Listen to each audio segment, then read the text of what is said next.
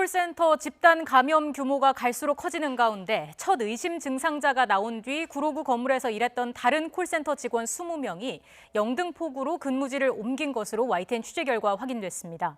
옮긴 직원들이 집단 감염이 나왔다는 소식을 듣고 격리와 검사를 요구했는데 회사 측은 사흘 동안 아무런 조치를 하지 않은 것으로 드러났습니다. 현장에 취재기자 나가 있습니다. 김우준 기자. 네, 영등포구에 있는 콜센터 업체 앞에 나와 있습니다. 네, 대규모 감염이 일어난 구로구 콜센터가 11층인데 그러니까 다른 층에서 일을 하던 직원들이 근무지를 옮겼다는 거죠? 네, 그렇습니다. 말씀하신 대로 대규모 감염이 일어난 곳은 구로구 건물의 11층입니다. 그리고 이곳으로 이동한 직원들은 구로구 건물 7층에서 근무한 것으로 확인이 됐습니다. 숙박업체 콜센터 20명이 영등포 센터, 제가 나와 있는 영등포 센터로 이동을 한 것입니다. 이동한 시점은 지난 5일인데요. 당시 이동을 지시한 콜센터 회사 측은 집단 감염을 우려해 선제적으로 대응하기 위해 옮긴다고 직원들에게 공지한 것으로 전해졌습니다. 구로 콜센터에서 처음 확진자가 나온 건 지난 8일인데 이 직원의 의심 증상은 지난 4일부터 나타났습니다. 추가로 확진된 직원들은 의심 증상이 지난달 말부터 있었던 것으로 각 지자체 조사에서 확인되고 있는데요. 그러니까 의심 증상자가 나타났을 때 이 영등포로 이동한 직원들도 같은 건물에서 근무를 했던 겁니다. 특히 11층 콜센터와 엘리베이터를 같이 쓰는 홀수층 근무자들이라 상대적으로 감염 가능성이 크다고 볼 수 있습니다.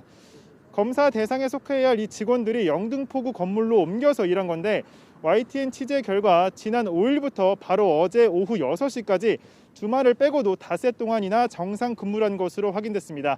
근무 시간은 보통 오전 9시부터 새벽 3시까지였습니다.